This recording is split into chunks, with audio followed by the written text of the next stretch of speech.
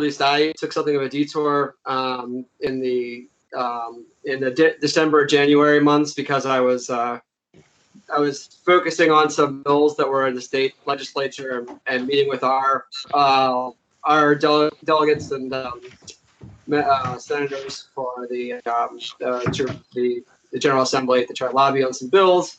And short story long on that. There's some minor progress just at the state level. I mean, nothing that happened is really going to affect anything in Arlington as far as I can see. But there was some in the general overall landscape of broadband in the state level. There was some modest progress, and I think after the special session ends, we're meeting again with some of the legislators local legislators to try to get them to put in some bills that we think would be key for stuff we're doing here, just in general. So like I said, that was something of a detour for me in terms of my time and my focus. But some of the things that we had, some positive developments we've had, well, Charlie, for one, has been going around to the civic associations and doing presentations and getting good feedback. Charlie and his wife. Just for a second, how many of the civic associations have you been able to brief? Probably 3 or 4 or more. Charlie, how many? 3 civic associations so far. Okay, great. Good. I think you briefed Jackie's actually. Jackie on who's on the commission. I think she attended one of the ones that you briefed. So excellent. Yeah, and we're starting to reach out to business improvement districts now. Okay. Oh, okay, right. Great. Good. Yeah. So I was going to say that Charlie, when you all may have seen it. If not, Charlie can maybe drop it in the chat. But Charlie and his wife published a pretty good column that was published in the Progressive Voice series in Arl Now, and that drove a pretty decent amount of traffic to our website, and we had a lot of people sign up. We've actually added quite a bit of expertise to our stable of our planning committee. We have somebody now who's a fiber optics engineer, and we have somebody who's a telecom lawyer actually who works at FCC now and used to work at one of the public broadband utilities. So yeah, in that regard, it's been really good. And one of the members has suggested reaching out to the business improvement districts, and so he actually compiled a list and gave it to us. So Charlie's been reaching out to them, and I think we're trying to get some meetings scheduled with them as well. And then on the local front, we had meetings with the county manager, which Jack was present at, and he's interested in hearing more, but I have a follow-up meeting with him on Friday to continue to discuss, and also Samia Bird, our new chief of equity and racial diversity. I can't remember the name of her actual title, but she'll also be there at the meeting. We'll be discussing our proposal and kind of potentially a way forward. So I may have more information after that, but trying to think what else we had going on. We also met with Jack and his team last week to discuss the digital equity project that they're going to do at the Gates of Boston and Arlington View Terrace. And I'm sure you guys have been briefed or will be briefed on it. But their plan is to use CBRS.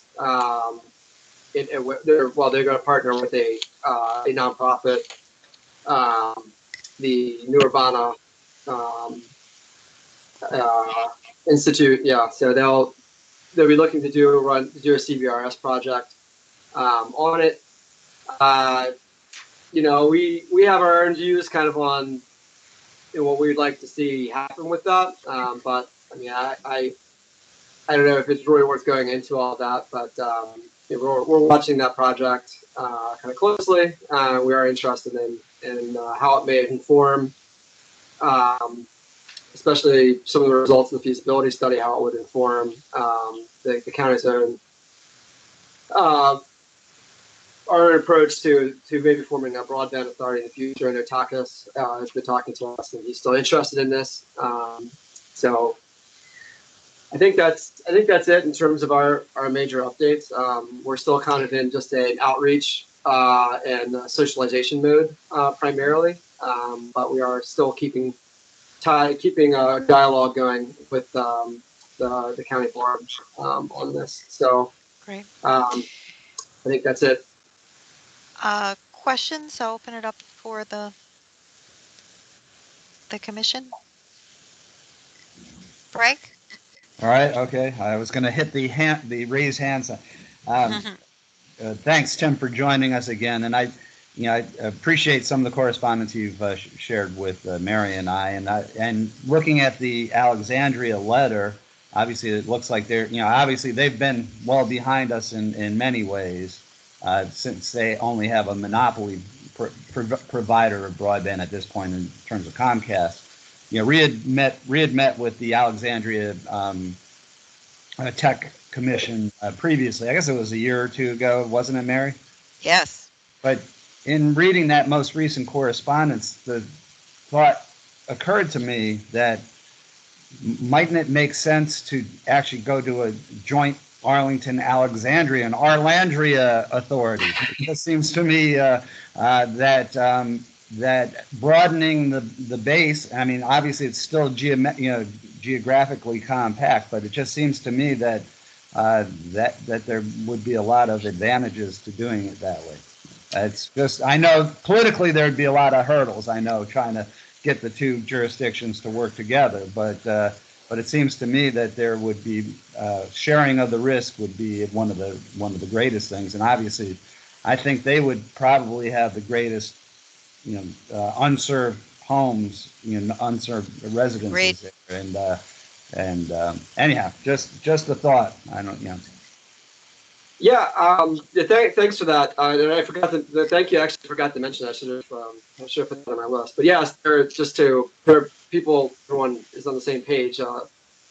We've been working actually really closely with the head of the Information Technology Commission for Alexandria, Catherine Rice. She's a longtime community broadband proponent. She actually cut her teeth on a bunch of projects in North Carolina, Wilson's Greenlight, for instance. So she's kind of provided us a lot of advice, and she's been watching closely what we're doing over here. But she worked with her commission members to actually put a formal recommendation out to the mayor and to the city council, advising them to form a broadband authority as part of building their version of Connect Arlington.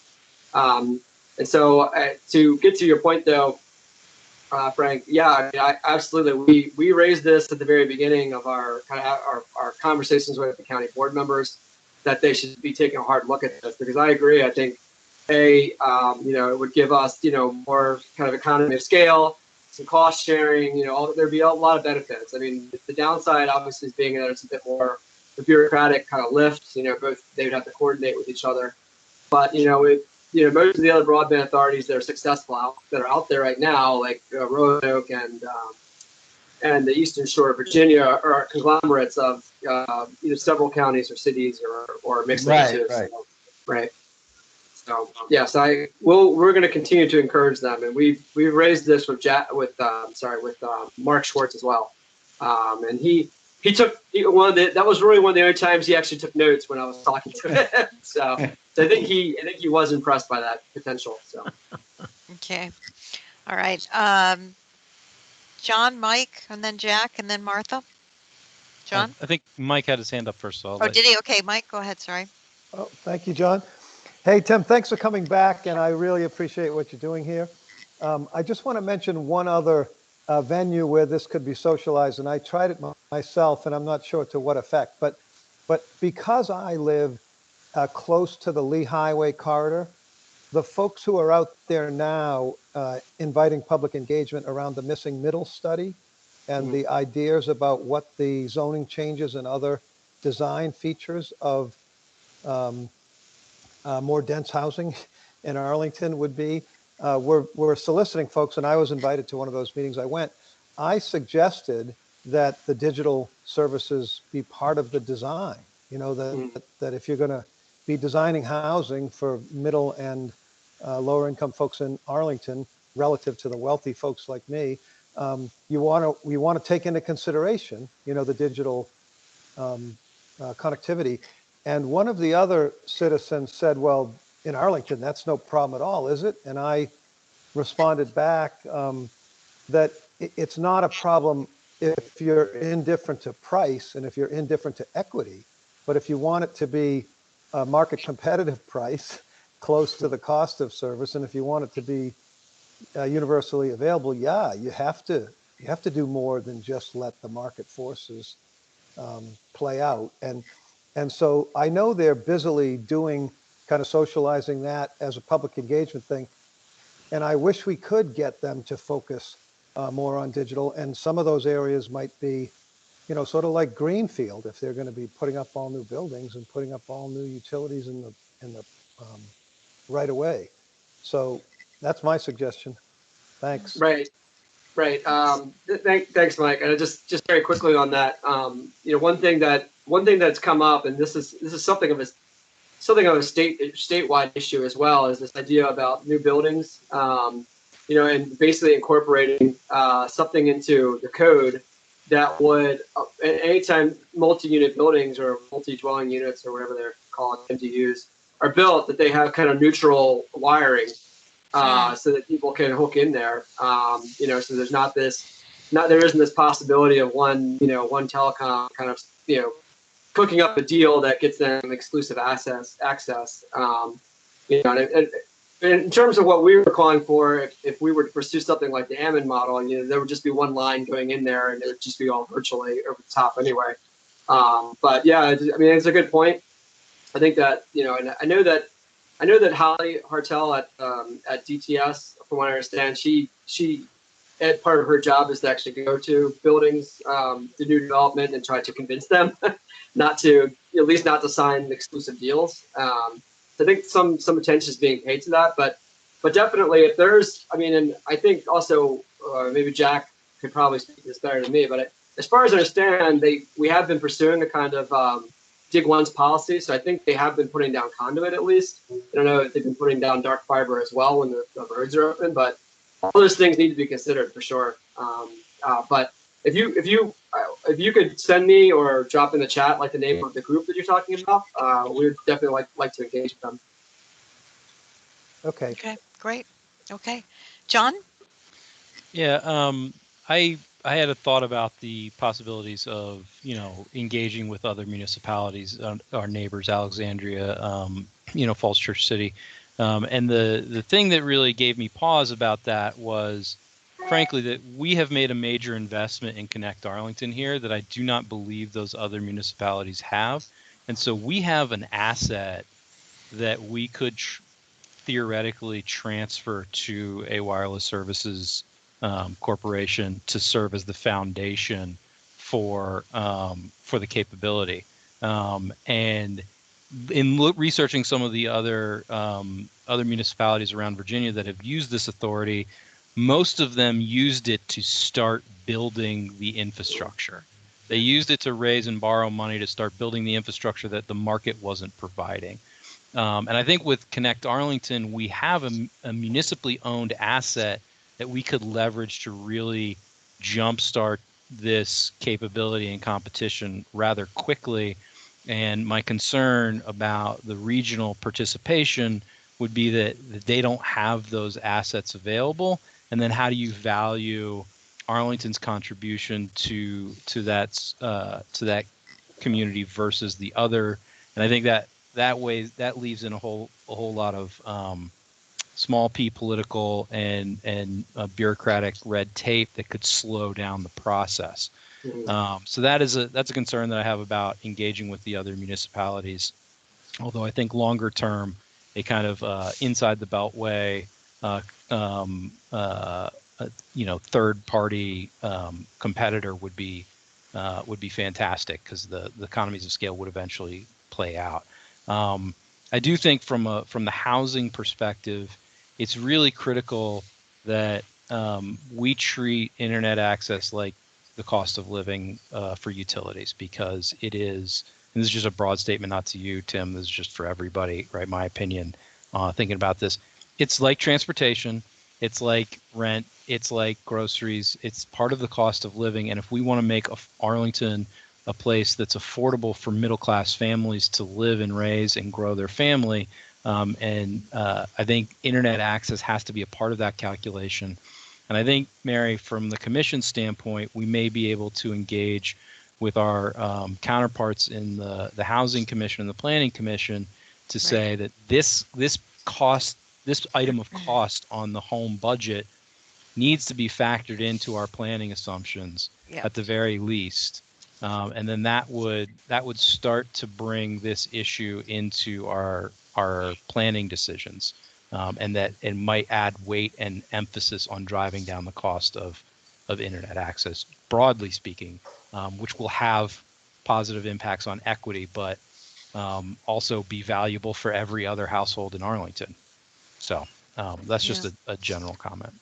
No, great. Thanks, John. John, Jack? if I could, Go sorry, ahead. if I could just, sorry, if I could just respond.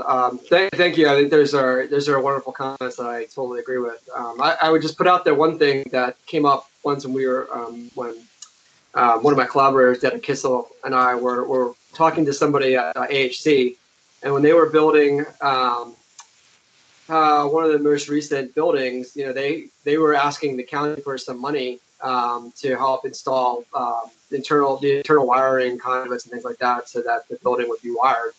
And I think they were turned down that money, from what I understand. And we had asked them, well, why can't you use AHIF funds for that, the Affordable Housing Investment Fund? Because it seems like the county should be investing in that. I mean, there's a lot of public investments in these committed affordables to begin with. So I agree. I mean, those things need to be raised with the housing staff, especially. And I'm on the committee for the housing committee for NAACP, and I've definitely raised this as an issue. And I think we'll be also pursuing it there as well, because it's an equity issue. It's a housing issue. We need to have internet at home. So anyway, sorry, that's just something to think about. No, great. Thanks, Tim. And obviously, our area of equity has been around digital equity, right? That's one of the things that this commission has looked at. And of course, Jack and his people have really done a lot, particularly this year. Jack? Yeah, I wanted to bring Frank into the discussion earlier than later on the FCC. I sat in a discussion, Frank, yesterday with John Stankey, the CEO of AT&T, talking about the state of affairs in terms of telecommunication policy. And he made some really candid comments, which I thought was sort of outstanding. He said, first of all, we're living under a technology plan, which was developed in 1996. 1996. He's right. The Telecommunications Act of 1996 just celebrated the 25th anniversary. He said it's long past its usefulness. He said the lifeline is unsustainable. There's no way. It's based on phone service to rural areas. They can't survive under that. And he said what's happened is we've politicized things like net neutrality.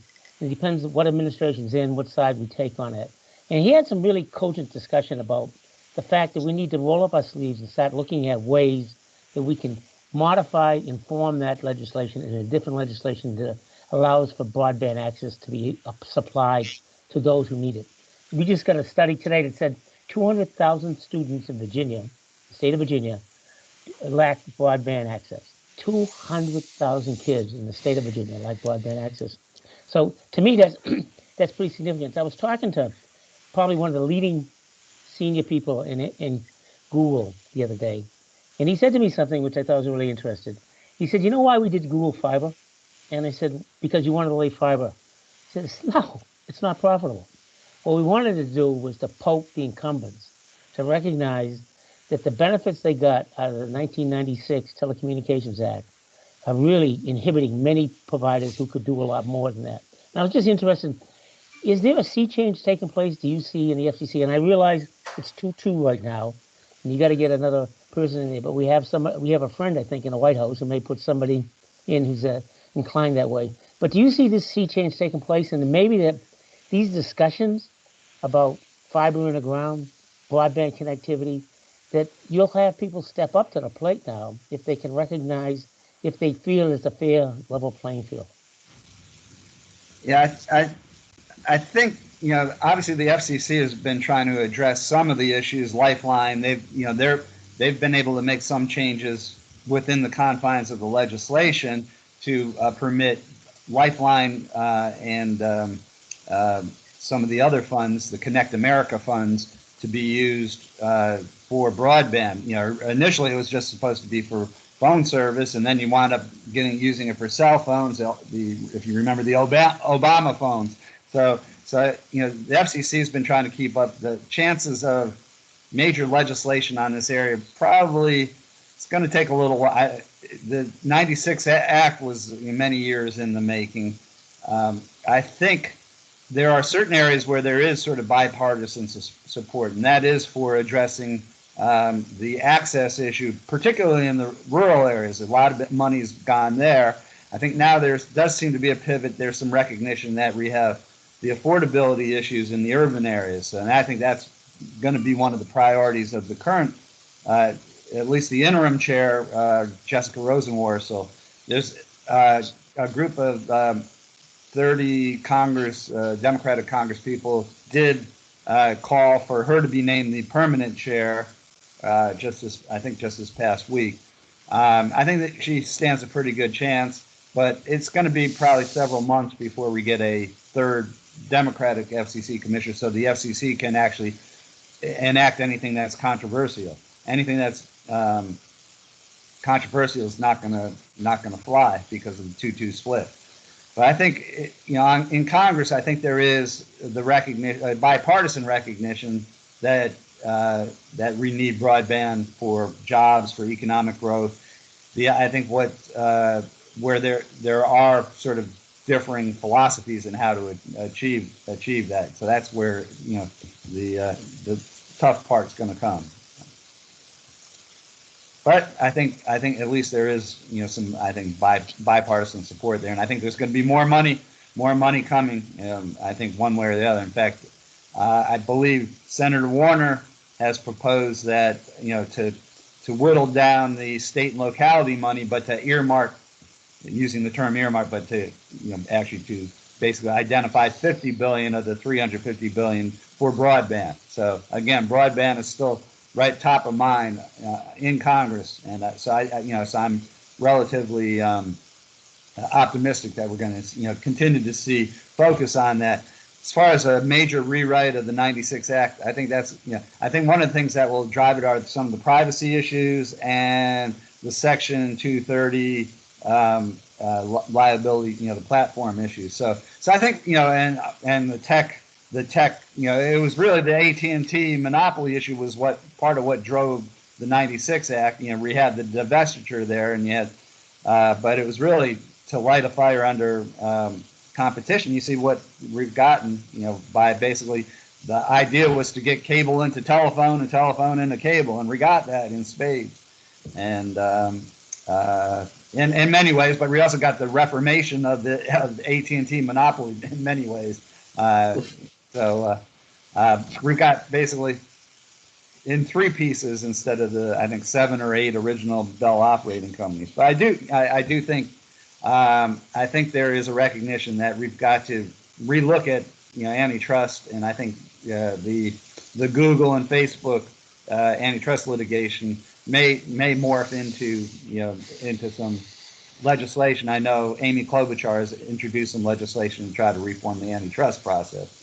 But obviously, telecom is a big part of all of this, and it's hard to argue that you've got monopoly in discrete markets. You could say Facebook and Google have a duopoly in digital advertising in many ways, but there's still there's still a lot of smaller competitors in that area, but they guard their market pretty closely. So I think we do need some antitrust changes. I think it's going to be one of the big things. Okay. All right. Jack, anything else before we move on to Martha? No. Thank you, Frank. Yeah. Okay. Martha? Hi. Hi. Thank you for Back waiting. back to the question we started out with, which is doing something jointly with Alexandria. I know that if you had a bigger underpinning, we'd be talking about something else. But Jack, I want to ask you, tell me if I'm correct, that when we started this years ago, that we thought we would make money off of the fiber that we had created. And that has been very difficult. And how much have we invested, Jack? Well, it's really that's really not true. I mean, we made a lot of money because what that was based on an estimate we got from Comcast at the time to continue the INET, and at the cost program we were looking at $3.3 million a year to cover the public county and school buildings that we had in place. So the investment we made, probably outright, it's probably, I gotta get the numbers in front of me. It's probably about $27 million in terms of cost, in terms of putting fiber into the ground, which is there and operating. The challenge we've had is the licensing it. We had a model that would allow us to license the fiber, but the problem with it is it put all the liability on the licensee, not the, the license, people who were licensing the fiber, not us, the county. And that's very difficult when people are trying to get some certainty in the fact that they have a foundation fiber, they've got it for a certain period of time, and the county just can't come up to them and take it away from them after, a year because they want to take it back. And that's the way that franchise agreement was written. And we put a broadband commission on it. I think, Mary, you were part of that, right? I was. Yeah, painfully so. I was. And Mary's team came back with some pretty good analysis that it was the business model was faulted in terms of doing that. But in terms of delivering service, if you take that that projection we got from Comcast at that time, which was 2000 and I think 13, we've more than paid for the investment by not having to pay for the carriage of the what we call the institutional network at that time. I don't know if that answers your question the way you So, wanted it, but that. what part of what we have bought does Alexandria already have? What I'm part? really just trying to get at, will we be subsidizing Alexandria? Well, it's cost more to build to bury fiber today than it did then.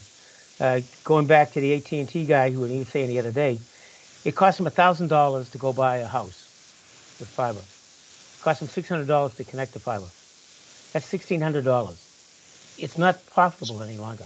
And so what you found out with Verizon is that when Verizon was after they did Arlington, they looked at Comcast at Alexandria. They had a couple things happen. The head of that group died, and they decided they weren't going to continue doing it, and it wasn't profitable. And so the reason Alexandria lives on Comcast is there's no alternative. The challenge you're going to have in Alexandria is historical. You just can't put conduit in the ground in Alexandria. Right. You got some That's some right. pretty historical process you go by. Mm-hmm. That's It's why very strict. Georgetown was the last place to be wired in D.C. I was living in Georgetown at the time when Comcast finally made its way into the home. But Yeah, that's a so long time. they're gonna have a challenge, and Comcast has been gracious to them, frankly. When you look at the statement we got from Comcast and the cost per building for us, and to see what Alexandria is paying, Comcast has given Alexandria really some benefit of what we did. Recognizing, I don't think there was an interest in corporate corporate to see the same thing done in Alexandria because it would not have been in their interest. And so what we've got is a model that costs them money to pay per building, but it's far less than was estimated we'd have to pay back in 2013. So we're still, obviously, Tim, you can hear there's still even debate on this commission about whether we did a joint, but I think we'd have to, that's a bridge that would really, the narrative would have to be pretty powerful, I think. Mary, you should be Martha? part of a group that goes and redid what you did before and determined, where are the spaces that would need to be filled by Arlington. I think you would get pushback on that. Arlington is not going to want to subsidize. unless it's something minor and there's a real trade-off. Mary, did the Broadband Commission looked at the option of forming a wireless services corporation and transferring our assets to that corporation to provide service? We did not. We did interview people. Jack, you remember this? We did interview people who'd done a broadband service. John, we did not make the recommendation because at the time, what we were focused on is trying to leverage Connect Arlington and lower the barrier of entry to leverage Connect Arlington. At the time, the discussion for that task force was, look, it would be a lot of administrative work if we, in terms of balance, right? If we could lower the barriers to entry to access the, correct me if I'm wrong, Jack, the 894 strands, right, that we'd set aside for commercial use or innovation, that was the focus. Now, and by the way, Jonathan was on as well. That's right. Who's on the call as well.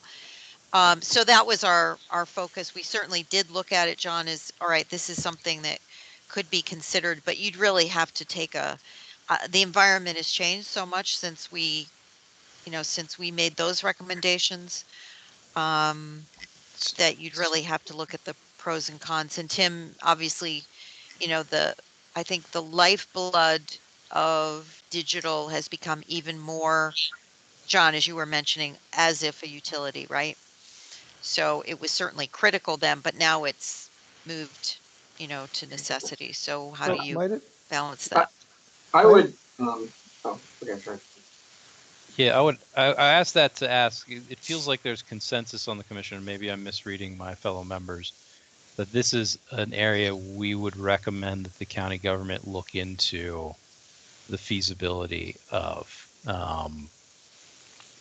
Not jumping into what the right solution might be today, but it seems like it's an area that warrants an additional look, and so I raised that to say to kind of throw it out there to ask whether or not we want to make that an official recommendation of this commission to the board. To look at the pros and cons. Now there has been, Tim, I have not seen it, but there has been an assessment, right, by the county of Jack, there was an assessment of what it would take to stand up a BAA. I mean a broadband commission. I don't think so. I don't know, Tim, you may know more than I have. I know there's been a lot of discussion, but I don't know if there's been actually a return on ROI and what it would take to do it. I think all that there has been is that so we met with Libby. I think it wasn't long after we had met with Jack, I think, for the first time, and he was the first person to tell us about the Broadband Authority as a phenomenon. And we started looking into it, and so Jenna and I went to Libby, and I don't remember what we went to go talk to her about. Well, we actually brought up the Broadband Authority. We gave her the FAQ that the lawyers had produced for some law firm had produced for Virginia, for VACO, the Virginia Association of Counties. Mm-hmm. And I think Libby tasked the deputy county attorney to kind of look into it, and then she came back with and I don't know if it was ever produced on paper or not, but apparently her legal assessment, which I think was made before there was the State Corporation Commission final order in the case of Declaration Networks versus the Eastern Shore Broadband Authority. So when we met with her in September, she was still saying the deputy attorney was still telling us that that we couldn't compete on price, that we couldn't do X, Y, and Z things, and that's when we gave her the SCC ruling. And then all of a sudden they stopped making those arguments. So in terms of, so just to back up a little bit, and maybe to get at the heart of what you're talking about, what we've been asking the board to do is simply to form the authority, because just forming the authority obligates them to do nothing. It is just a legal vehicle. So they can form it and just sit on it. But what they could do in the meanwhile, instead of just sitting on it, is appoint a board of competent people. People who have telecom expertise, people who have business expertise, people who have legal expertise, whatever what it would take to come up with a plan and really look at it. Because I think what we'd have to do, and this is what the Eastern Shore Broadband Authority, their founder Patrick Cody has talked to us a lot. And he shared their business plan with us. And now this is a completely different environment, mind you, but I think what he's saying actually makes a lot of sense, which is to go and look and find out we have a lot of anchor institutions here. We have a lot of large businesses. And it may not be that we'll be the ISP for them, but maybe we can provide transport. Maybe we can provide bulk. Interestingly enough, bulk internet is the main revenue source for the Eastern Shore Virginia Broadband Authority, for instance. Interesting. So just assessing needs would be a very good first step in terms of coming up with a plan. And I don't think if we formed an authority, we would be doing residential the next day. I think we'll have to sign up a lot of, I think, Patrick's point was that you need to get cash flow positive first, and then you can move on to residential. But I think in our case, what we'd probably want to do is look at the business side of things, anchor institutions, especially the hospitals and things like that, and assess their needs. And if we could sign them up at some point, and some of them might be in long-term contracts at this point, we could have that on one side, and then we could maybe even talk some of those larger anchor institutions into helping us fund digital equity projects. And whether we just do something like CBRS or whether we do actual fiber to the home, at least if we had an authority, we would be able to do that. And I think if we formed an authority and just turned over Connect Arlington to them so that the government was the client, that would be a big win in terms of, client for the authority. And that's, so anyway, none of that is obviously concrete, but it's just, some food for thought in terms of how we would proceed. Hey, Tim? And also your strategy is, and then Mike and then Phil. Mike, have you had that? I thought you already asked your question and you had a lingering hand up, but you actually had another question. Is that the deal? Well, both of those things are true. It's more of a brief suggestion, and that is, Okay. Tim, would it be sufficient to just follow your idea and create the entity and then focus the study on what the operating model for that entity ought to be? And it sounds like it would be quite possible to create the entity so that in theory, it could have a multi-jurisdiction service area. But in practice, the initial operating plan would be exclusively Arlington. And then you could take your time thinking about under what terms and conditions other jurisdictions would. So it sounds like you could bake that in as a sequencing question that you don't have to answer right now. I like your idea of let's create the entity now. Let's do the study, see what will work. And it seems to me you could create the entity such that it was expandable into neighboring jurisdictions if that made sense to all the parties down the road, but don't try to tackle that right at the front end. Okay. Phil? And then Jack, is your hand a lingering hand or did you want to respond to something? No, I think it's the residence of my shot, my vaccine, my hand comes down. Got it. Okay, Jack. I want to take it down, but it won't come down. Oh. Okay, thanks. Phil, over to you. Tim, I'm sorry we're keeping you longer than I had promised you. Oh, no, it's fine. I plan to stay for the duration anyway. Okay, great. Phil? Yeah, a couple of things. Different. One, would it be helpful if we thought about this as a commission for the next meeting or two and then imposed a crisp recommendation to the county board on this question of the broadband authority? Or would events already have overtaken us at that point? That's the first question. And the second question is kind of technical, and I guess it's mainly for Jack. And that is this: do we have an idea? Do we have a rough count of how many households and how many kids in Arlington County do not have access to basic broadband service right now? I can answer the latter question. We have it from schools, and it's not a question of absence. They have some sort of access. Raj, if he was here, Raj Kumali would tell you they've got something. Is it adequate? No. And could it be better? Yes. But the number is probably around 19,000 families and kids that are in a situation where they don't have access to the sufficient broadband to be able to really work on a regular basis, to do virtual learning, to do the to get the access. Now we've benefited immensely from Comcast Essentials. We've got almost 1,000 kids on that.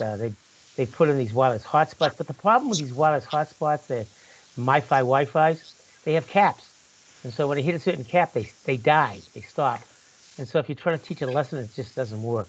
So that's about the general number, and again, it crosses not only kids but adult learners, and you got a lot of affordable housing folks who, for whatever reason, just can't, you can't afford it. They're making decisions, hard decisions, and they'd rather live off the phone than use a wired connection. Okay. And Phil, your first question about us thinking about the next couple of meetings. So, yeah, John? so Phil, I think, it seems like there's a lot of speculation and memory recall about what the county has and hasn't done on this issue. And I appreciate Tim bringing his experience to the table, but I think as the commission, we would benefit from asking a formal question to the county government for any sort of information publicly that they can share about what they have done to study this or look at this issue to inform our conversation first. Because it didn't sound like, Tim, the response you got via Libby was in writing or something that is shareable. So while I trust that you're sharing your recollection, I'd like a formal response from the county as to whether or not they've looked into this, to what extent we've looked into it before we make a policy recommendation. I think we owe the staff that courtesy to not just shoot from the hip. But I agree that we should take that information and write a crisp, targeted recommendation that we can all agree to as commissioners. So you want to target that for March? That we. I think it depends on when we can question. get information back from the county, Mary. Right? Yeah. They obviously have a turnaround time, and I think Jack has a few things on his plate right now. So. I'm not sure. Only a few. Yeah. Okay. Any final question for Tim, and we'll move on to our next agenda item. All right. Well, Tim, thank you so much. Charles, we really appreciate your team coming on as well, Tim, to support and your passion for this is impressive. What? Kevin, I'm sorry. Did you raise your question? I'm sorry. I didn't see your hand. I apologize. Yeah, I'm sorry. I did have a question, but I don't know that it wasn't for Tim. Jack, did you say there are 19,000 families in APS that do not have sufficient broadband? Not just APS. I'm talking about the entire county. Those Okay. There were a number of families that just don't have single family, don't have kids that are on food stamps or SNAPs, those types of things, and they're all over the county. The kids I think we had the numbers 8,000, something like that. So the kids. No, it's not that high at all. It was about 1,000 that they kind of narrowed it down to, 1,000 households. So no, 8,000 was a wild guess that APS took. Yeah, you remember that? Back in the summer, but no, it wasn't anywhere close to that. So, I was going to say if it was 19,000 households out of the 26,000 in APS, that would not be a good number. Yeah, it's much lower. No, sorry to confuse you. No, it's the county in general. You want to give us an update where we are on Comcast Essentials, Kevin? Yeah, so I mean, we're approaching 1,000 students we've connected since the start of the program. And from all of the data that Raj and I guess team have shown, they thought there was about 1,000 households that could be eligible for the program. And we're at, I think it's about 540 households we've connected. So that is a wildly successful penetration rate. We don't get those kind of numbers, especially in a competitive market like Arlington. So with 54% roughly. I mean, those are pretty good numbers, and we have close to 1,000 kids we've connected as a result of the APS and county and Comcast partnership. Yep. Okay, Jonathan. Yeah, Frank Hello. may get into this, but hello.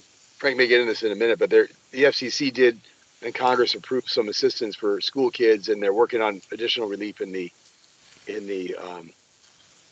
current bill that they're working on in the reconciliation bill. So there's going to be some direct financial assistance. I think it sounds like most of the Arlington kids are not having an access issue, but an affordability issue, Yeah. which Congress has directly addressed and is continuing to work on right now. So hopefully that will help.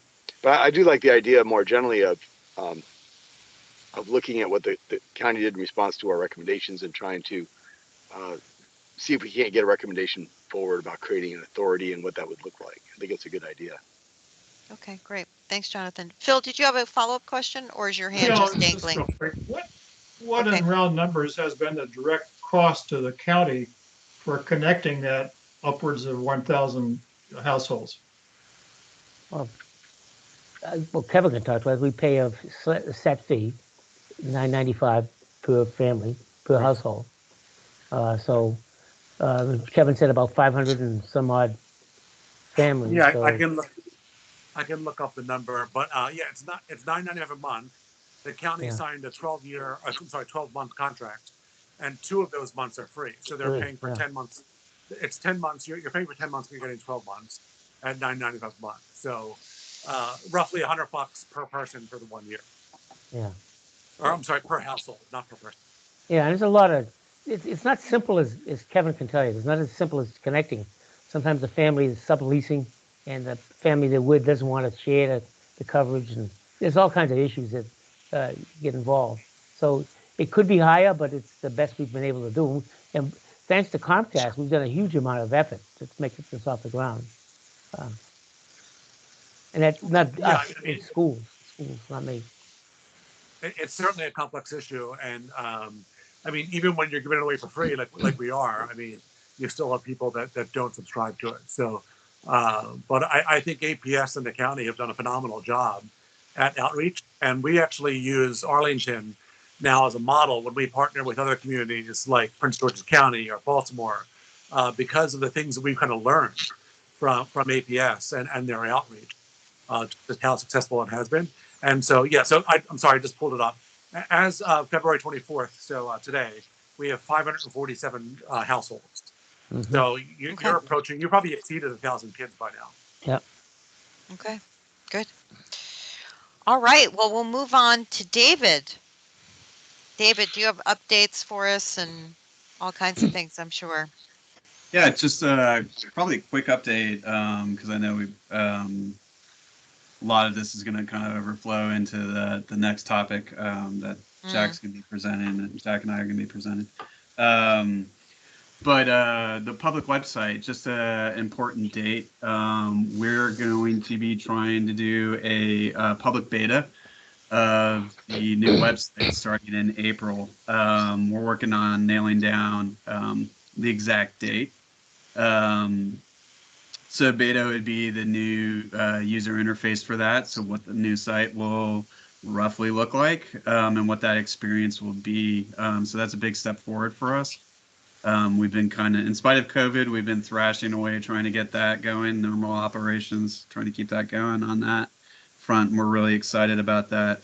There's also going to be 2 opportunities for community engagement on that.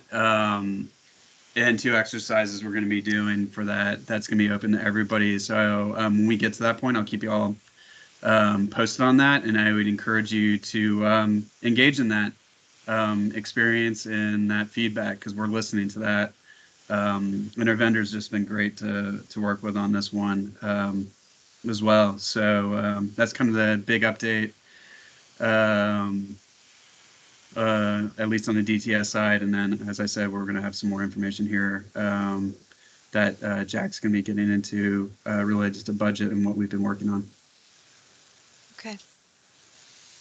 All right, and David, is there an update on the report for the task force The manager's task force is that been submitted, or where is that right now? Yep.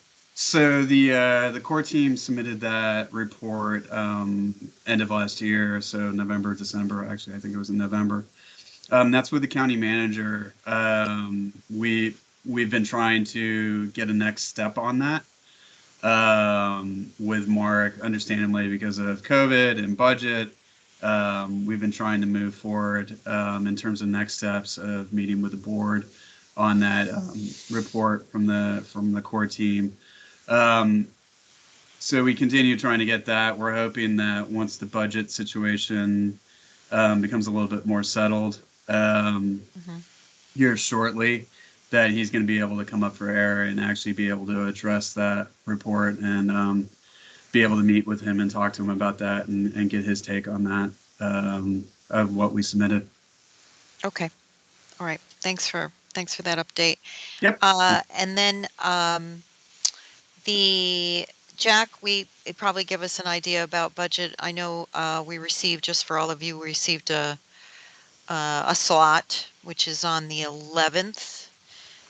Frank and I'll be virtually, and I'll check and see. It'd be great if all of you could, tap in. I assume you'd be able to. I'll make sure that we do that. But the 11th of March, so we have a couple weeks. But Jack, can you give us an update on where things are? On the budget, you saying, Mary? Yeah, on the budget. Yeah. Yeah. First of all, and I don't mean to think this is humorous. David's been working very closely with public health, and we're doing everything we can to help him out. Yes. I've, as Frank will tell you, I've had many conversations today about this. And so it's wonderful to be the head of IT and to be criticized by everybody and their brother about how come we can't deliver a better vaccine administration system. And this is not an excuse; it's just a fact. The way it works is that the state public health director gives direction on what to do as regards vaccine administration and management system. And he directs the public health director in Arlington. We offer whatever assistance we can, but we have no control over it, no management control. In other words, when David's presented with this solution or that solution, he'll give his best advice, but all that is as advice. And so it's really up to the state and the local health director to decide how to manage that. And as you might know, every day things change. So one day we're not dealing with CVS, the next day Safeway's got it, and they give out. And that was a surprise to us. We were as surprised as you were. Now you can get your vaccines at the Safeway at Harrison Street. You couldn't before. So it's continuing to change. It's not working well. It's not just us. There are 19 other states. David can give you more of an analysis, but every state is running into issues, and they're getting. Some are better than others. And I wish I could give you a better insight, but that's where we are in terms of technology and what you're saying. Everything we do today is technology based. There's no way around it. Right. And so, this is so we accept the territory we're in, but there's little we can do about it. We just take direction from what we hear from the state. Well, two things. One, I would like your read on how Fairfax has kind of opted out of the state piece, how that happened. And then two, just so you know, we have, Frank and I have raised this as an example of what happens when you have a federated model, right? Yeah. And so we've actually, Frank, we've gotten quite interesting feedback already. So Jack, we hope this is a learning moment. For me, so the people, it really, so that we can do a personally really learning moment for me, right? I try to move fast when I leave the house.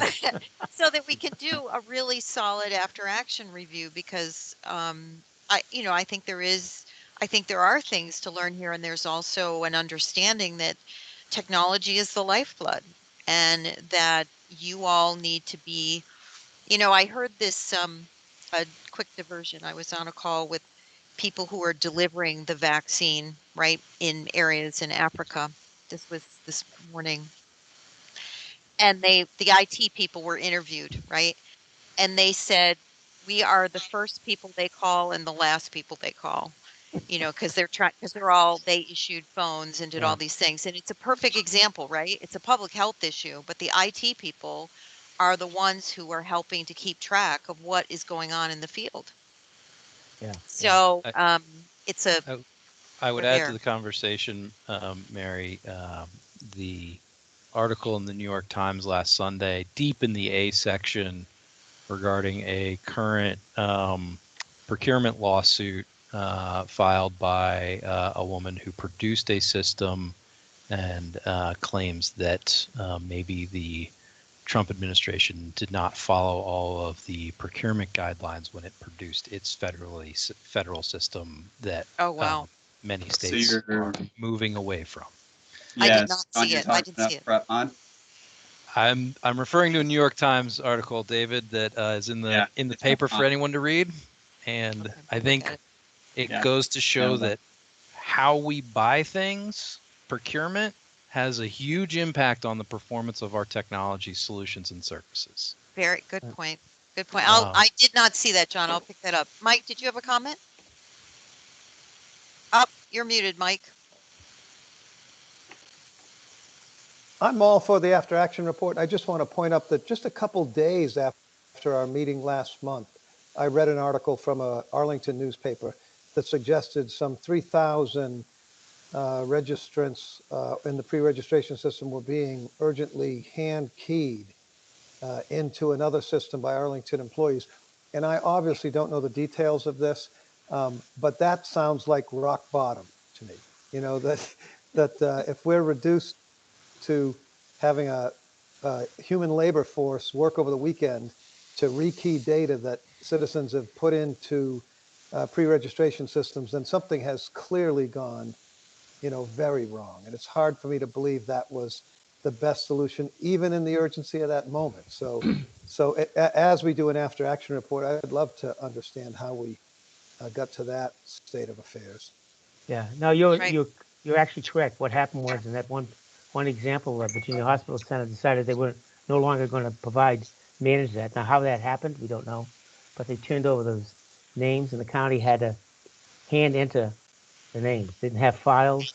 I mean, it's painful, and that's the type of stuff when you look at it from an IT perspective. There's no excuse for that. Right. There's no reason that should happen. It's just a matter of. But again, it's a management issue. What John pointed out is what happened is a procurement issue took place, and a large vendor got the contract without really any competition. Allegedly. Allegedly. Yeah. We were just to give you an example. We saw early on there had to be a call center set up, a contact center set up that allowed for anybody to be able to come in, whether they spoke English, they wanted to text, whether they wanted to walk in, whether they want to call. Well, we were in the process of developing that, and we had found somebody to help us do it, and we had CARES money for it, and we got coached by the state, and the state said, stand down. We're going to set up ours, and ironically, it's the same company that got the contract for the detection. And they said, we're going to stand up a center that can handle 8 million entries from the state of Virginia. And we'll have it up. We're going to be training 150 agents a day. And we'll have the thing running within 2 weeks. Well, any of us who came out of IT would say, that's ambitious. How are you going to do that? So we stood down. They went ahead and did it. And they're still having problems. So that's the So challenge we there's have. lots of learnings, right, Jack? I mean, there are Yeah. lots of things that we need. I just don't want us to miss this opportunity to learn them, and to integrate it into our next round. Jack, anything about the John mentioned last time we were together? We want to make sure and understand what the priorities are. Yeah, we have a PowerPoint we can share with you if you like, very brief. If you have, that'd be great. Yeah, we'll do it very quickly. David, do you want to bring it up? If you can.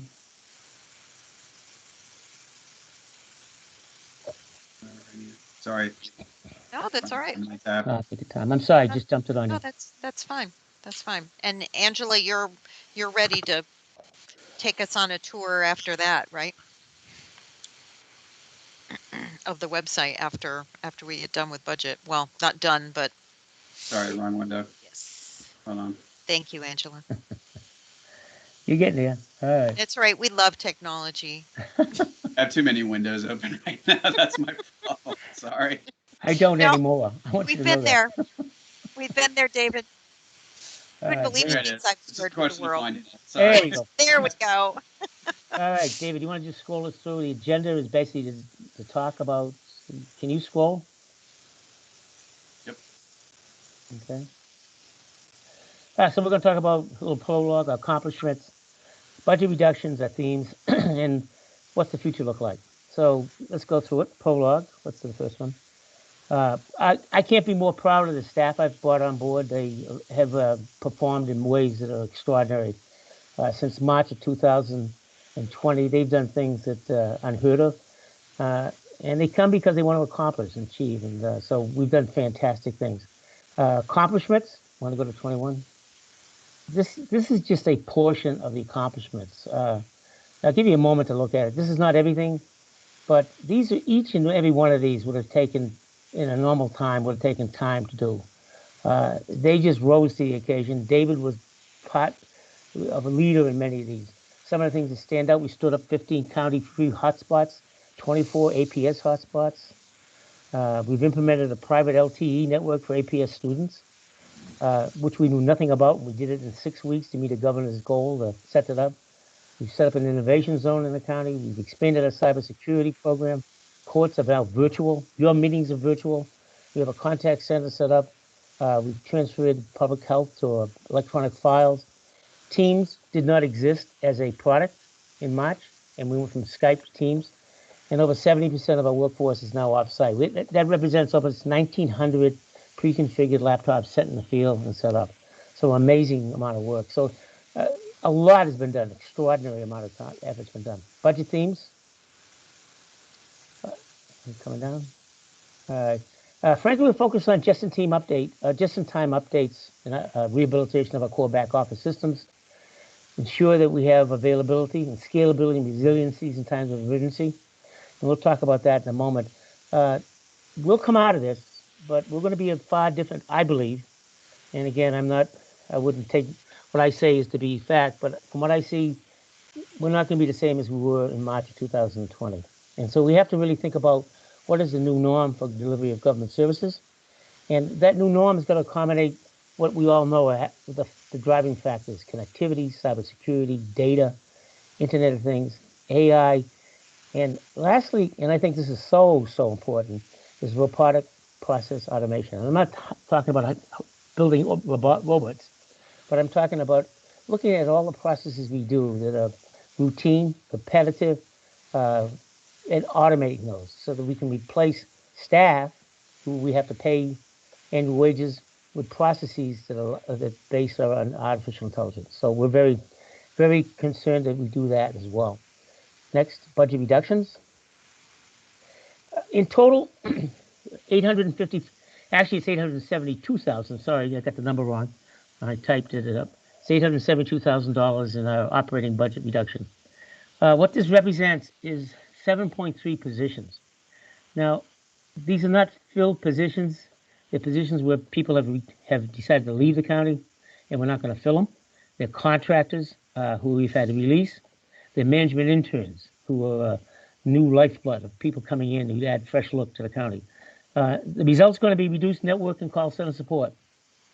So when problems occur, it'll take longer time to fix those. So if we have a problem on, say, a Friday night, we used to pride ourselves on having it ready and go by Monday morning.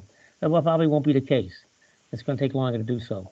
We've reduced our core enterprise system support, whether it be an enterprise resource planning tool, our electronic management tool, whatever system we have where we can scrimp, we're scrimping. But again, when you lose 7.3 positions, that's over 14,000 hours of work a year that you're losing. Now you can say, well, yeah, but probably they weren't worth it. Well, they had to be doing something in that period of time. So you think that there's work that's going to hurt us, that work's going to hurt us. Training. A training budget's been eliminated, and we won't be doing that. We've had a 50% reduction in our Gartner consultancy. Why is Gartner important to us? What the Gartner is, they're a consultancy that gives us a look at what the future looks like. So when we have something come up where we're trying to find a way to go forward with, say, contact centers, or we wonder what robotic process engineering is and how it could impact us, there are people we can go to and he can help us manage that. And then lastly, we've had the reduction in our management intern program, which is good. We have 10 management interns. These are kids, young adults, who are coming out of college, may not have background in what we want, but have that spark in their eye. They want to learn, they want to grow. And we brought them on. We've had, I think now, 6 cohorts of these interns, and just about every one of them has performed amazingly. In fact, at the end of their tour, which is a 2-year or 3-year stint, and we pay them just minimum wage, they either come on board or they go on and they make far more money elsewhere, and they actually come back. We've had a couple of them come back under consultancies to work with us. So we're going to lose people there as well. Now, this is a favorite program with the manager as well. He would love to keep this program whole because that's where you get the lifeblood in. That's where you get people who have new ideas in. So, okay, so that's our budget reductions. And then what's the future look like? Well, right now, and this is our base, does not allow for just about anything. So necessary maintenance. We got to maintain what we have. And whether it be a new performance rating tool, or identity management tool, new asset management, we don't have money for that in the budget. Now, that doesn't mean that new money becomes available, that won't be made available to apply to this. But today, we don't have that. And then what I believe we have to really think about is what's the new norm. When we come back to work in the form where we do, how are we going to work? I really believe that the county workforce, the white collar workforce, may have been, 80% on site and 20% off site. We'll probably normalize to being a workforce that's here 2 days a week, and then 3 days a week they're off site. We'll do more hoteling. I think we'll need less office space. We'll need less phones. We'll need more cloud-based services that allow us to do jobs, to do work. What we call an omni-channel contact center. I know we've been talking to the treasurer about the ability to be able to receive calls anywhere, anytime, and to be able to make sure that she's given the service she needs to her people. And that's something we need to think about. Talent and attraction, retention. That's going to be key. I've got people here who are here not because of the money, but because of the fact that they like public service and they want to achieve. I like to say, I call them digital first responders. They're thoroughbreds. They want to make things happen. We need to keep these people. And so we need to find ways to invest in them. The manager's put in a budget. I think he's going to give every employee a $500 tax-free bonus. That helps. But again, in my staff case, it's not so much the money. It's what they've achieved. And if they feel they've made a difference, then they really feel good about themselves. Moonshots. We need to think about what the future is going to look like down the road. I really believe that, and Tim and I have talked about this and others, the need to leverage our fiber to create a private LTE network that really makes a difference, not only for education purposes, but reduces costs. Why are we spending as much money as we are on cell phone coverage? Or what are we going to do with Internet of Things to be able to manage that? And the cost it's going to take to collect that data and become more proactive as an organization. I think that's where we have to invest in. Data-driven services like AI and robotic process engineering have to be addressed. And then we really got to reduce some things that are obvious, as I mentioned earlier. Plastic on a desktop. Do we really need 1,900 desk phones there that we pay a fee on, and do we go more to a remote environment? These are all things that, to me, I think we need to look forward to. Is there any money for them? At this point in time, no. But I think we need to have an eye on what the future might look like. So the summary and forecast is I put here. We're doing what we need to do. I think we've demonstrated value. I don't think there's one of my colleagues who would say if it wasn't for DTS, we would not be where we are today. I think they're all very, very appreciative. The challenge is that it falls into we got a real serious budget crisis. And how do we meet that need? And there are factors around us that are rising. Biden administration is going to do technology modernization. I know, Mike, we've talked about this in the past. I mean, they have a New Year budget plan they're going to put out with pouring money into redoing the way the infrastructure works. They're hiring 100,000 data analysts, data scientists. They want to hire a same number of cybersecurity people. Well, add to that what's happening with Amazon, and given the fact that we're in this remote working environment, so if I'm living in Loudon, Great Falls, and I'm working for the county, and I'm happy where I am, I can go work for Housing and Human Services, HUD, or I could go work for somebody else and do the same thing and make the same money and not have to leave where I am. And I think we're going to have to really, I think we're at a crossroads. We've done a lot. I wouldn't say that it's not insignificant. We get people come to us because of our reputation. They see that we've won this Digital Counties Award. I know a Mirror Award, a Hollywood Award, but we've got it 4 or 5 years in a row. And people come here because of that. Will they continue to come? I don't know. And I think that's up to Mary and I talked about this. It's not about me. It's not me saying Jack wants to get more money here and put more staff here. I hope you believe that I've been here for a while because I really believe what I'm doing is important to the county. But I won't be here forever. And the commission's got to think about how do we continue this? Or the commission may say, you know what, we had our ride and we'll be fine. We got Amazon here. We can defer to what they do, JBG Smith.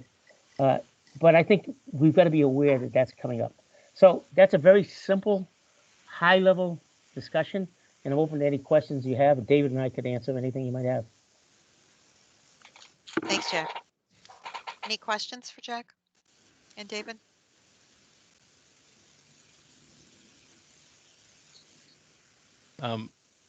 Jack, on the slide about unfunded above base requests, the section on needed maintenance, I think, was the most concerning. Would you mind bringing that back up? Sure, David. Could you do that, David? Yep.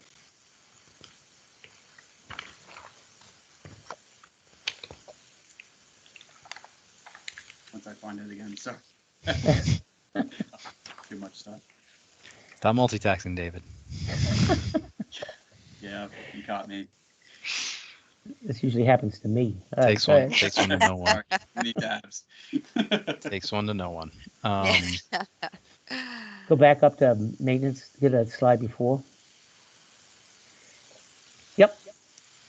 I think the thing that's the most concerning to me there is the identity management software. Yes, sir. That's that's actually the biggest priced item there. Yeah. I think that there's got to be, if I had to prioritize this list, that would be the thing that I think should be at the top of the list for closeout funding or one-time funding, because securing your enterprise is job zero. If you can't do that, nothing else matters. So, Mary, I think that should be, I'd recommend that would be included in our commentary to the board. Yeah, and we'll get after our comments, obviously, we'll get a draft out and so that people can see some of the things. Yeah, that's great, John. That's very perceptive. That represents 20 years of, IDs being added, not being managed correctly, duplications, big hole. So you can cut along without it, or you can go another year, no problem, but it's rolling the dice. Every year you roll the dice. That's right. How lucky do we feel? That's exactly right. The last one is very important too. If we don't go through a process now of identifying, moving the franchise along, we're going to have to come up to renegotiations, and we can postpone it for Comcast and Verizon, but it's necessary to get this underway so we can say what haven't we gotten, what should we be getting, what's the best we can expect, and it sort of lays a baseline for a discussion. And Frank and Mary have been through this, in the past where we've had these cable franchise negotiations, and they're really intense. And if you don't have that basic analyses of where you've been, especially with staff turnover, that's going to be an issue long term as well. Yeah, these are investments. Okay. Any other comments before we I'd like to offer one, and I'd just like to emphasize what Jack was saying. I mean, anyone who believes that the presence of Amazon and JBG Smith, which is a wonderful economic development situation for Arlington County, if anybody believes that automatically translates into high performance in county information systems, I have no idea why they think that's the case. I mean, I do think it would be a good idea to take some of these, for example, unfunded things, and identity management would be one example. And if the county could frame very carefully what help they would like to receive as an in-kind assistance from these world beaters, that would be great. But the idea that somehow they're going to find the attention to address needs of the county seems naive to me. And so it's wonderful to have them here for lots of good reasons. But if we do want to try to leverage their presence, I think we'd have to define some projects from a county point of view and say, will you help us do this? Otherwise, we'll just get, product development offerings from them. Okay. All right. Any other questions, comments for Jack and for David? Thank you, Walt. This is in the budget. It's in the budget book, and I think there's far more detail there in it. And again, this is not I don't mean this as a criticism of the budget. It's just I wanted to be sure that you knew that we just weren't taking the cuts and saying everything's fine. Right. You noted. Right. There were things to be done yet. I think one of the things is I think part of our role, Jack, is to point out the risks of making the decisions, right? Of not funding some of these things. I want to make sure everybody's, when they're making the decision, they understand the risk. Yep. Yeah. Okay. Thank you very much. Thank you all for listening to me. Really appreciate it. Jackie, did you have a comment? Did you have a question? Yes. Go ahead. Sorry, just saw it. This is I think I'm unmuted. Yes? Yes, we can hear you. Go ahead. Okay, great. This may sound like it's not trivial, but it's like, what are you going to do about it? But I'm concerned at planning for not being able to respond as quickly to problems that come up, particularly in this continuing COVID environment where we know we have a system that has high degree of public visibility and dependence that we also know is not working. So I'm concerned that while in theory you can say things are going to take a few more days to fix, that in this continuing emergency circumstance, there will be pressure to fix that right away whenever it happens.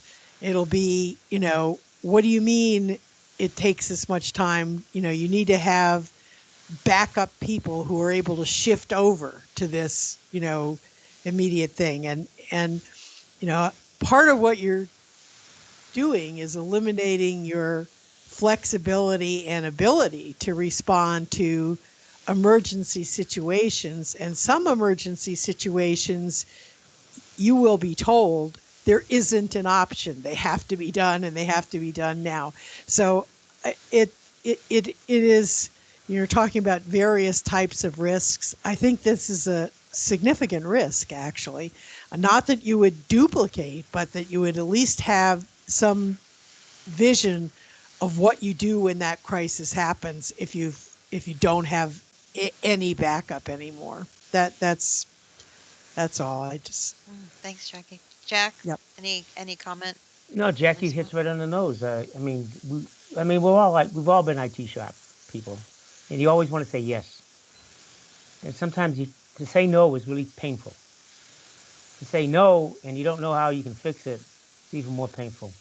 We're going to face that. We faced that. I'll give you an example. Just on the side, one of the senior county managers was really upset with the fact that the board had said they had to get a board report out within 72 hours, and they couldn't do it. And they were upset. Why can't you? Where's the guy I need to fix this? Where is he? I said, we let him go last week. Mm-hmm. There's nothing I can say. Right. And so Right. Wow. I'm not meeting the board's deadline. You're not meeting the board's deadline. I think what John said, I think the real key thing is that, incursions keep happening. The one thing that's kept us afloat is that we've been able to respond before they get out of hand. That may not happen. And I'm not trying to be dire. No. It's a balancing act. I Right. mean, do you fund potholes or do you fund Mhm. management? You got to make those decisions. Those are tough decisions. Absolutely. Tough decisions, and I'm glad I'm not the one making them. All right. Well, thank you all. And we obviously our job is Frank and I'll do a draft, send it out to you all, and then we will be there and um, we'll make sure. I'm pretty sure all of you can because it's virtual. Frank, I think everybody is able to come on that day. I would think so. Yeah, I think it's a Yeah, public, public hearing. public So we'll session. make sure. Yeah, we'll make sure you get the link to that for March 11th. Next on our list, we're a kudo out to Angela, who has pulled together, making sure that our agendas and our meeting minutes and all those things are done. And she just wanted to show all of us at once so we can see where everything is. She kindly agreed to do that, just so if somebody asks you, as they know you're on the commission, where are things, you at least have a visual of where she, where she posts things, and we want to get really have quick turnaround to do that. So that's what that's our next doing that once the minutes are approved and all those things. Oh, thank you, Angela. Okay. Okay, this is the main page for the advisory groups and commissions for ITAC. You see the website at the top here. If you forget to put ITAC, if you just put commissions.arlingtonva.us, and you can click on ITAC and it would take you to this page. You get information about the advisory commission, meeting dates. If anything changes, it changes as far as a cancellation, I can just go in and update that. I add the agenda each week. I will add the minutes after they're approved. Tonight for January, I would add that here. The thing is, I think the problem, and well, let me go on. We have the members listed here. I've added our county board liaison. But I think the question that I get a lot is, I don't see any past meetings. I don't see any details about upcoming meetings. So that's on a totally different site. And what I would like to do is add that site to this area and somewhere here in the body that you can click on and go to the calendar. And if you scroll down, you will see tonight's, well, you should see it. Here we go. There we are. This is for tonight. So of course I don't have the minutes and everything in the video recording, but this is just the basic information if anyone wants to go in and see any information about tonight's meeting. But if you go back to the calendar and say you want to see what happened in November, is it moving? Hold on. Okay. Say we want to go, oh, you heard it was a great meeting in November and you want to get more information about that. You can just scroll back to November. And if you go down here to the meeting date, you get a lot more information. Of course, you don't need this part anymore, but you have the agenda, you have the minutes, the approved minutes, you have the recording of the meeting, you have all of the information that was shared in the meeting that's listed here. And I do that every month, at least I try to. I had to go make some updates from previous months when I wasn't doing maintenance on this, but everything should be up to date. So what I want to do is take this page, this link, and add it, the calendar link, and add it to the main page, because that seemed to be the big mix-up. I don't see anything about the meetings. I don't know where to click to get to the meeting. Great. And this is the page that everyone goes to. So I want to add that information to this area and somewhere here in the body, big and bold, where people can just click on it and go to it. Oh, that's great. Okay. Yeah, that'd be and great. If you have any suggestions, please, because I'm not a web expert. I just click around. No, John, did you have a question? Yeah, just one point of personal pride, because it's my crowning achievement so far as a tech commission member, is that we rebranded as the Tech Commission. So instead of ITAC, so that people more intuitively knew what we did. So I And it appreciate is in one place, John. I saw it one place. It actually, that's the thing. It is in the meeting one. It says Tech Commission, but you're right. We'll So I would change love it it if we could get that updated. Thank you. Yeah, Okay. All right. Appreciate you. that's No great. problem. Yes, we do appreciate you, Angela. Thank you so much. It's No great. problem. Oh, look at that. Hey, You got Angela. a lovely work. Look at that, Angela. You got a kudo. Hey, Angela. Some of what we've been doing is in the interest of public engagement. And so it seems unlikely to me that a member of the public would be able to identify a calendar date on which a certain subject was taken up and use that method to find the material they're looking at. Whereas I think it would be much more natural for somebody to say, hey, what's going on with that idea of a broadband authority? Or what's going on with contact tracing? Or what's going on with, privacy? So is there a means by which a citizen armed with only a topic of interest could get to the right place? That's a good question. One that I have to do some investigating on, some research on how I would just add that. I guess I could add some subjects, maybe on a sidebar or something with different subjects. That's an idea. But I'll talk more with David and our web people here at Arlington, and we'll work on that. That's a good idea. Yeah. Great. Thank you. All right.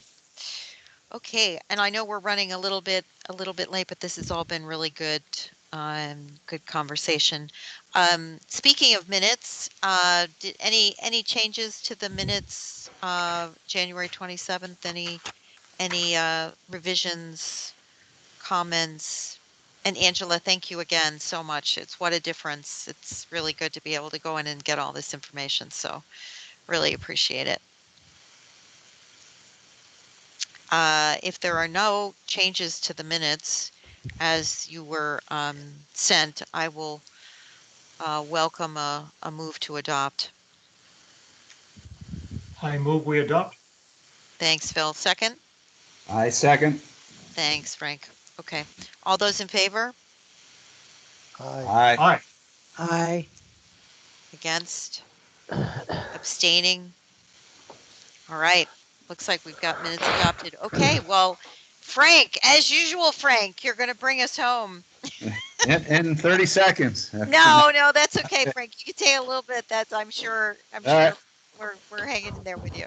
Well, thank you for the preview there, Jonathan. I do want to, I will go as quickly, but the current FCC is all about broadband and broadband relief. Anyway, the FCC is currently seeking comment on some petitions that have been filed for emergency relief to allow use of E-rate funds to support remote learning during the pandemic, as well as looking to also use that towards devices as well, some home devices. So that FCC has set up a comment period for comment on these emergency petitions that have been filed looking to use E-rate funds to help close this remote learning deficit.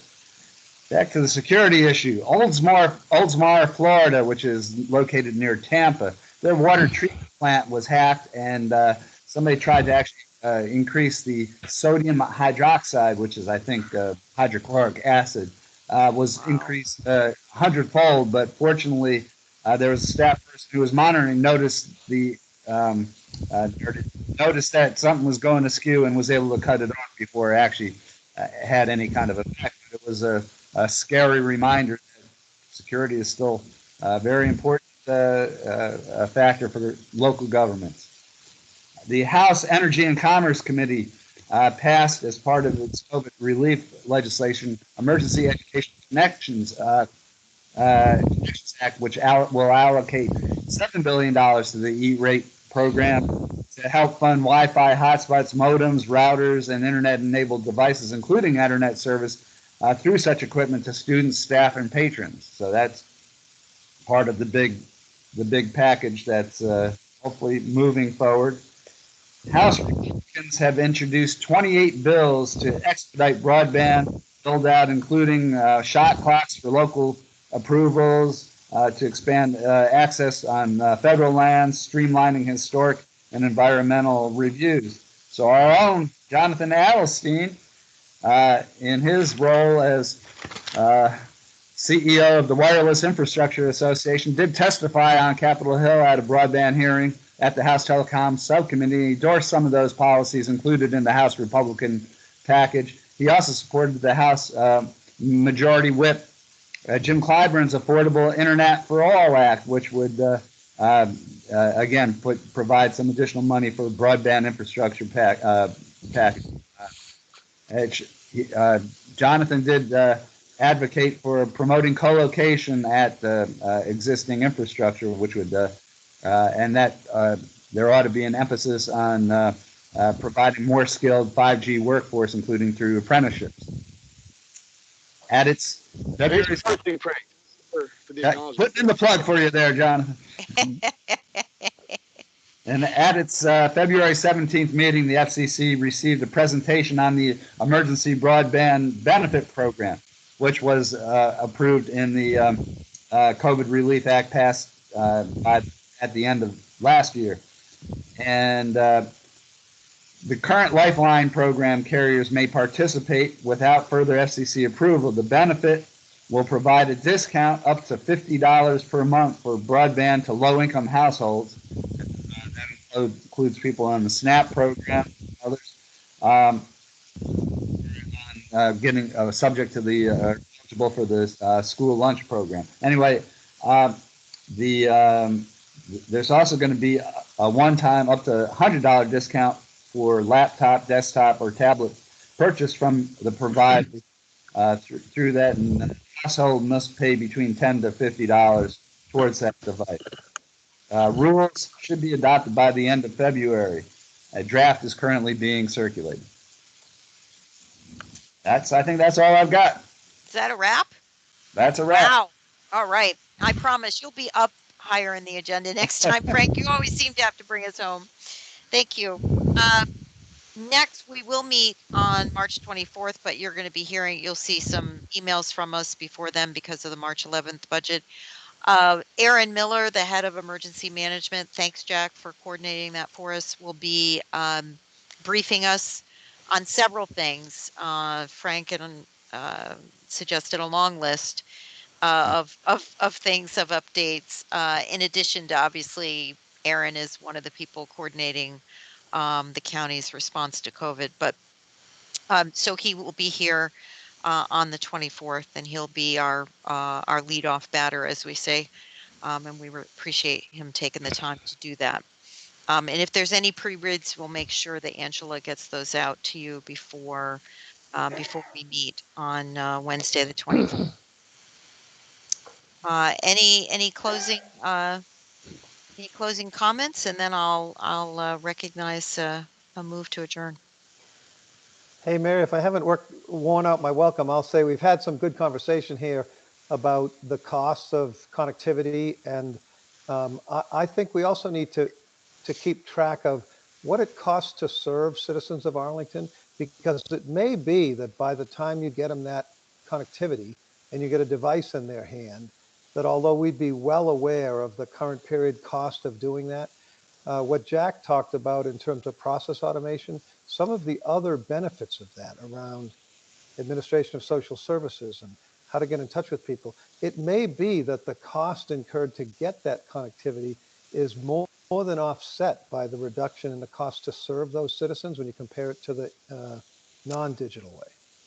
Yeah, it's an ecosystem, right? Yep, got it. Yeah, that's a good point. Yeah, it could lead to other efficiencies. Yeah. And it better. That's our job to make it do so. But it's easy.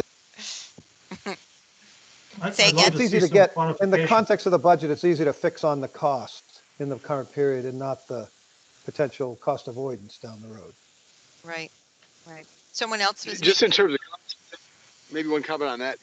With all these federal programs coming out, Jack, I wonder if you can save a little bit on the budget by switching people over to some of these federal assistance plans for emergency connectivity, because that, that for the county is totally free.